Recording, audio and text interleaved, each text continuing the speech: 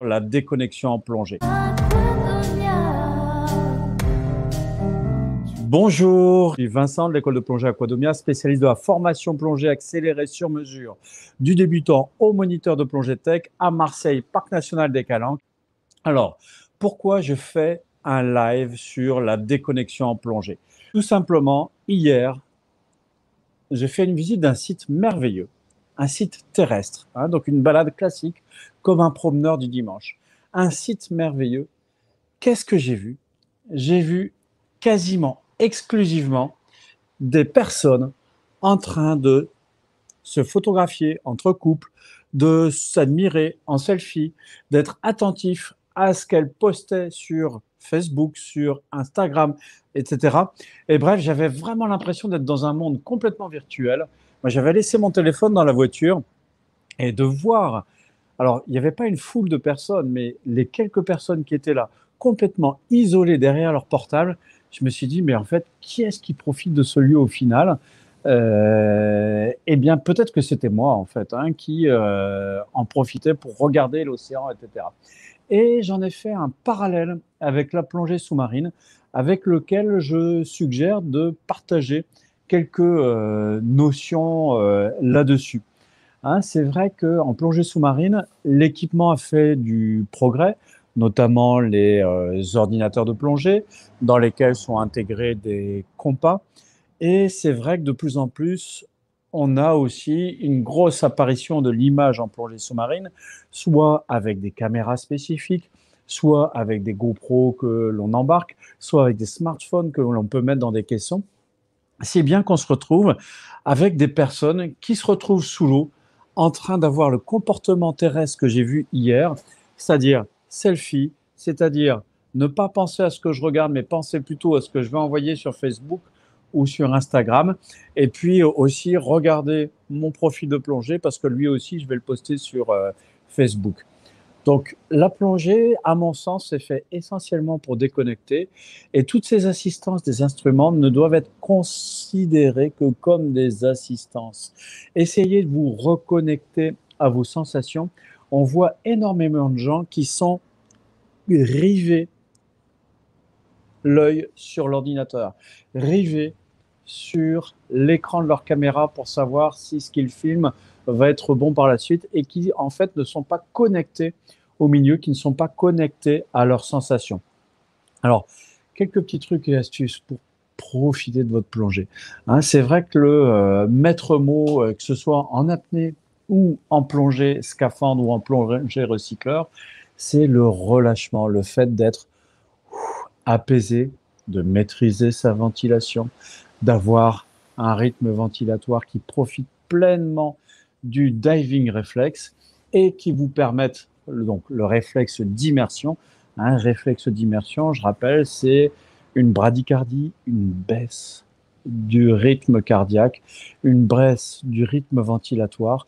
Bref, quelque chose qu'on partage avec tous les mammifères terrestres ou marins. Dès qu'ils sont exposés à l'eau et sous l'eau, ils bénéficient de cet automatisme qui est de se poser pour s'adapter à ce nouveau milieu.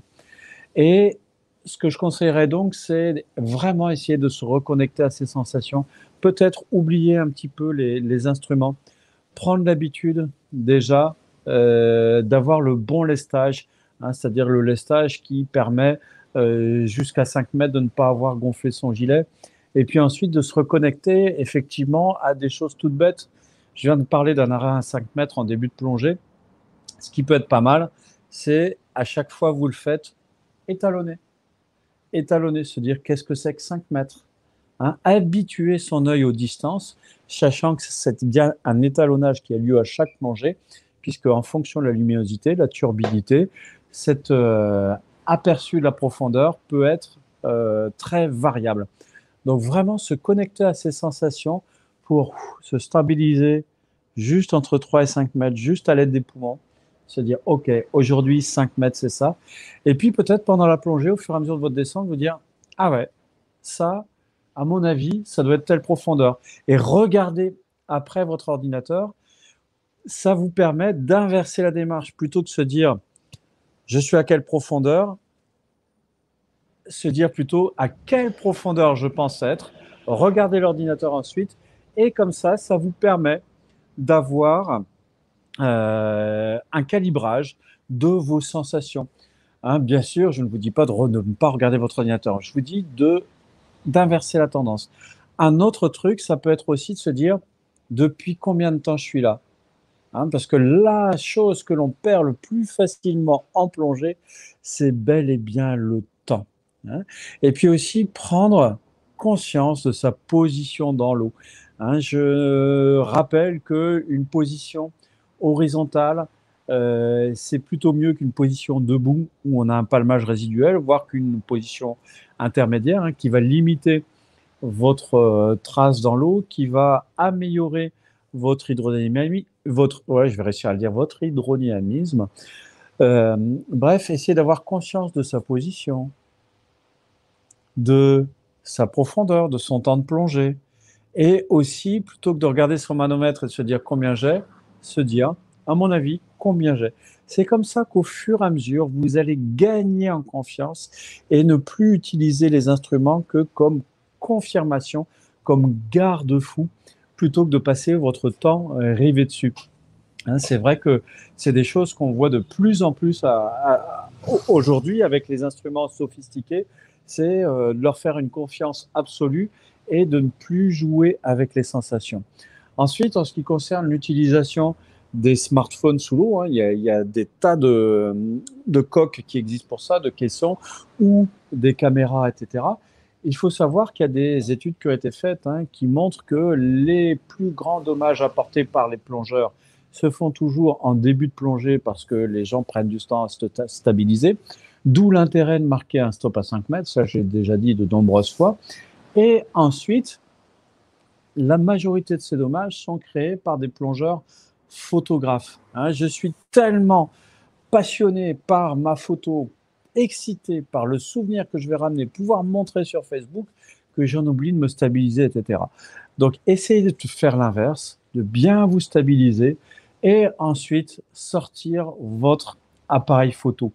Hein, donc, c'est ce que je tirerais de cet enseignement que j'ai vu hier, hein, qui était absolument hallucinant, d'être dans ce site terrestre magnifique où tout le monde était rivé derrière son smartphone. D'ailleurs, je suis un peu mal placé pour vous dire ça, puisque moi-même, je suis derrière mon smartphone en train de faire ce live, mais ceci dit, j'ai l'excuse de partager mon expérience. Donc oui, la plongée est un formidable moyen de se déconnecter, parce que en plongée, on s'immerge et on a tendance à être fasciné, à oublier tout le reste, mais apprenez aussi à ne pas faire confiance qu'aux instruments. C'est valable aussi pour l'orientation. Hein, c'est vrai qu'avec les compas, il existe même des systèmes sophistiqués un peu coûteux de GPS sous-marin. Il est quand même préférable de se fier à l'orientation naturelle, la bonne vieille orientation naturelle, l'orientation du soleil, la pente du relief, les points remarquables, apprendre à regarder une carte lors d'un briefing et à les mémoriser, quitte à l'emporter sous forme de notes, hein, si vous avez une mémoire flash. Mais bref, tout ça, ça va vous permettre de vivre pleinement votre plongée, de mieux la partager avec vos binômes. Et c'est ce que je voulais partager avec vous aujourd'hui, le fait de, finalement, les instruments, c'est pas si important. Ce qui est le plus important, c'est vos sensations et développer tout ça. Hein, c'est des exercices que l'on peut faire. Il y en a des tas d'intéressants là-dessus, hein, sur la position dans l'eau, sur travailler les yeux fermés pour tenir une stabilisation les yeux fermés, ou réaliser par exemple une assistance sans masque pour être uniquement avec les yeux qui voient trouble dans l'eau. Je fais régulièrement des démonstrations et j'invite les élèves à faire ça. C'est remarquable parce que ça permet de prendre confiance en soi sur le fait que de n'importe quelle profondeur, on arrive à appréhender les changements de profondeur, qu'on sent au contact de ses yeux, l'eau qui passe, et ça vous donne une conscience de la vitesse. Et donc tout ça, ça va vous permettre d'être un meilleur plongeur qui est plus, au final, plus connecté avec l'environnement et qui profitent de ces plongées. Donc ça, je vous invite vraiment à essayer de travailler avec vos moniteurs sur ces sensations, les sensations de l'équilibre, de la respiration, de l'orientation. Essayer de prendre ces points de repère, se dire, tiens, anticiper, se dire à quel niveau je peux être, combien de temps ça fait et combien j'ai pu consommer, et ensuite lire vos instruments. Vous vous planterez au départ, et puis au fur et à mesure, vous vous rendrez compte de plus en plus facilement que vos approximations se réduisent et deviennent de plus en plus précises. Pour les guides, c'est aussi être à l'écoute, hein. C'est un sens qu'on oublie des fois en plongée, mais moi, j'ai pas trop besoin de me retourner pour savoir si un plongeur est calme, s'il est proche ou si il commence à aller moins bien. Ça s'entend tout simplement au rythme de la ventilation. Si j'entends derrière moi, je sais qu'il y a potentiellement un problème qui est en train de se créer, et là, je vais pouvoir me retourner.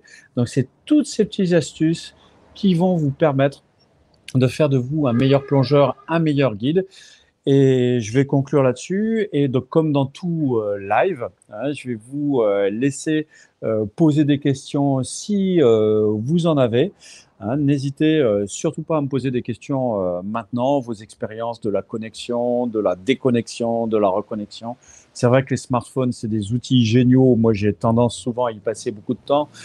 C'est vrai que les instruments de plongée sont des instruments géniaux, mais y passer trop de temps sous l'eau, ça vous décentre par rapport à l'esprit profond de la plongée sous-marine, qui est quand même d'être déconnecté, de planer dans l'eau et de faire des magnifiques observations.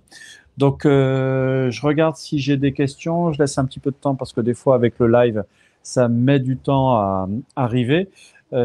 Juste vous rappeler qu'à l'approche du printemps, vous pouvez bien sûr réserver vos formations plongée, hein, pour Marseille toute l'année, comme d'habitude, que ce soit pour passer votre premier niveau ou les niveaux suivants, bien sûr.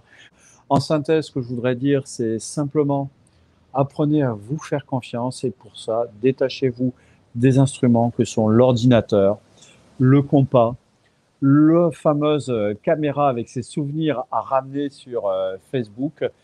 Et voilà, tout simplement. Je vais lancer la vidéo de fin. N'hésitez pas à mettre un j'aime sur cette vidéo si vous l'avez appréciée, à la partager, à mettre des commentaires si vous avez des questions. Et je lance la vidéo. Je vous dis à très bientôt pour de nouvelles expériences plongées.